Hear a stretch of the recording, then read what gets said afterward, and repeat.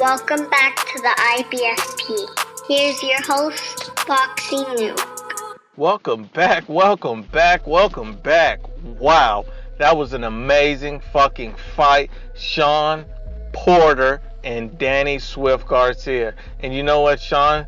Is definitely Showtime. Right on the money. The guy had a hell of a performance. And to be completely honest with you, I was picking Danny Garcia by stoppage. I thought that Shawn Porter would come in, get caught clean most of the fight and hit with something hard, get rocked, get dropped, maybe even stopped. I thought Danny Garcia was going to do it. I'll eat that crow and clearly say that my prediction was off. I did say that it would be a close fight and Shawn Porter had a chance to win. It was going to be a very close and difficult fight. It could literally go either way. This is probably one of the most difficult fights it was for me to pick at all in any instance. That's how close it was. Now looking at the fight, let's kind of recap the fight real quick. Looking through the first 3 rounds, I'll easily say that Danny Swift Garcia won those 3 rounds in my opinion. I thought Danny Garcia was basically starting out, controlling the center of the ring, staying off the ropes. By the mid to late rounds, he was backing into the ropes, getting bothered by the pressure that Shawn Porter was releasing. And Shawn Porter was actually doing a very good job of countering Danny Garcia at times. Basically, even Shawn Porter fought well with his back against the ropes, back facing the ropes. Shawn Porter had great movement, getting in and out of the pocket, not getting caught cleanly a lot with huge punches. He did get caught cleanly. At times, Danny Garcia was the more accurate puncher, and the stats do back that up, but not at the level we're used to seeing. There was tons of missed hooks and overhands that I seen Danny Garcia throwing, and he kept missing again and again and again. Shawn Porter's footwork looked incredible. That was an amazing fight and display from Shawn Porter. So when people come and say, oh, I didn't expect this and that from Shawn Porter, we can only base these assessments off of what we've seen from these fighters in prior and previous fights. And basically, at this point in the fighter's career, you don't expect any change from them. You don't expect to see anything different. But with Shawn Showtime Porter, he stepped up. He not only made adjustments, but he changed his entire way he did things, and he used pressure with boxing and took his game to the next level. I've seen vast improvements on his defense. He looked incredible. He had great pressure, great defense, and did a very good job. He didn't appear hurt at any point during the fight. He looked phenomenal. I'm very proud of Shawn Porter, the new WBC champion. But let's go back to the scorecards. Now, for me, just the same as Brian Custer and Steve Farhood, I had it a very close fight. And I know for a fact, Brian Custer stated that he had it as a draw. For me, I had the fight as a draw, but I'm not going to complain about it or say it was a robbery. If you gave Shawn Porter 1 round and you said that was the round that won the fight, then kudos. I give Shawn his credit. He's a true champion, and he definitely didn't lose the fight, although I thought that he may have only gotten a draw. I definitely don't think he lost the fight in any sense. I don't think Danny necessarily won the fight, but I didn't think he lost it either. I thought it was a draw. I thought it was 6 rounds to 6, and I had the fight tight going into the last round. I had Shawn Porter winning the 11th, and I had Danny Garcia winning the 12th to draw the fight. And unfortunately, they didn't see it that way. I don't know if you guys see it that way. Please, in the comments, please put in your scores, put in what you thought, how you saw the fight, who you thought won, and was it a close fight? Me personally, I thought it was close. I thought it was close enough to be called a draw. And that kind of what pisses me off is when I see things like, Canelo, Triple G, when you see Triple G clearly win the fight and then they call it a draw, but then you get a circumstance like this where you think, okay, I'm going to see a draw, because to me and to many ringside observers, this was a draw. And no one seems to see it that way, not the judges, but even still, if you gave it to Porter by 1 round, it's boxing, it happens. I can understand. Maybe we didn't see something you did. And I know that Shawn Porter's activity is what propelled him to win that fight. The fact that he was so active, the fact that he was on top of Danny Garcia, in and out, and controlled defense, maybe he did win the fight by more than one round, maybe two. If that's the way you want to view it, I won't complain. Me personally, I thought it was a draw, but I won't complain. It was not an injustice if you saw it winning by one round. Kudos to Shawn Porter. He's vastly improved his game. He's done a great job. Danny Garcia has to go back to the drawing board, but he's not out of the division or the welterweight race, because Danny Garcia lost a very close competitive fight, and with a few adjustments, I think I'd like to see another fight with Danny Garcia and Shawn Porter, or Danny Garcia and Errol Spence, or Danny Garcia and Terrence Crawford, or even Keith Thurman again. Danny Garcia is still a player in the division.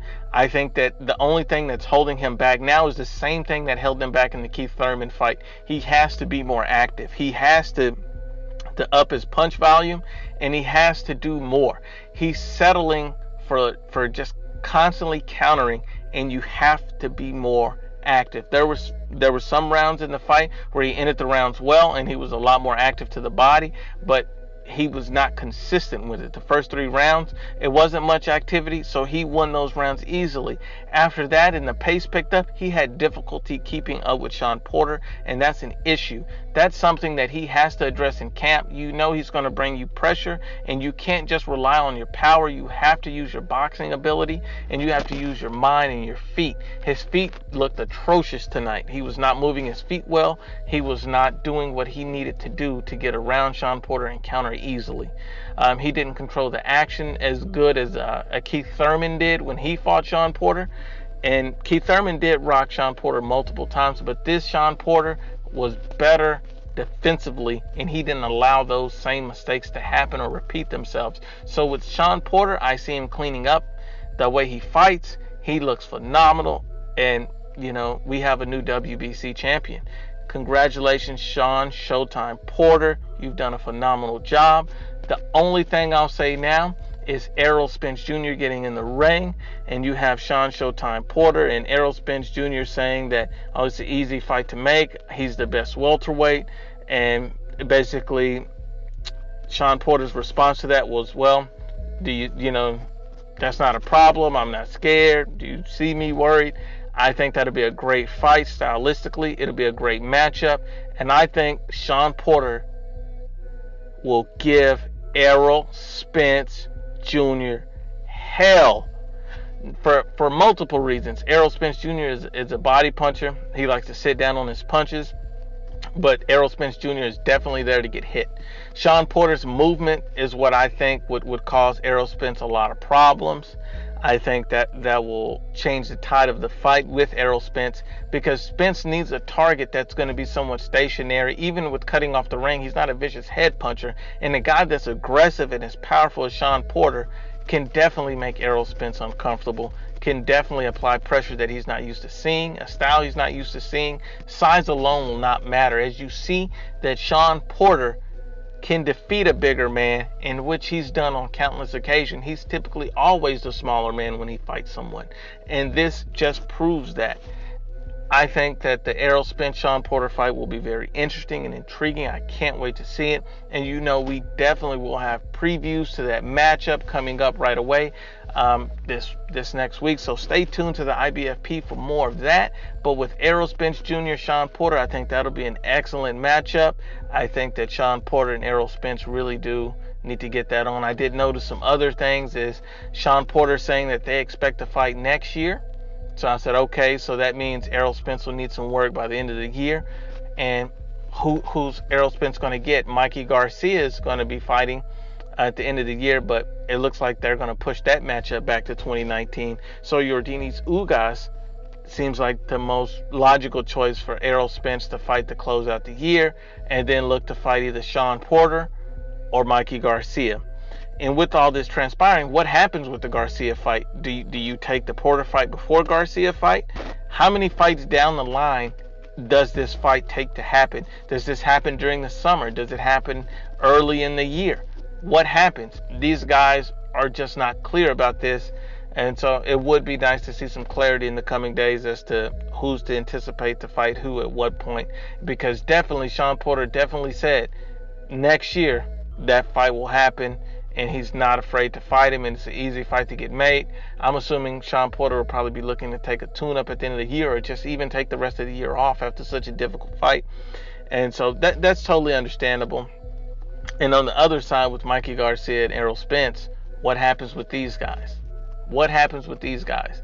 Because there was a lot of drama and hype and talk, and to think that this fight's not going to happen, then that means Mikey Garcia has another path he needs to take. So he either needs to fight Lomachenko at 135 pounds, or Mikey needs to look at another fight at 140 or 147 for another title or another big name. So that'll be a very interesting way to go. Mikey's looking to grow his name and his brand, and if Errol Spence isn't there for that fight, then he's going to have to find another dance partner. At 140 pounds, if he signs with DAZN and Eddie Hearn, then he can look at some of the fights that they have there. They have Maurice Hooker, who's a champion, and at 147 pounds, they have Jesse Vargas, who will be a good gauge of where Mikey's at the weight of 147 pounds and what he can do there. But once again, this is the IBFP, and you must absolutely positively subscribe. We're going to keep bringing you great content. Subscribe to the channel, show us support. Thank you.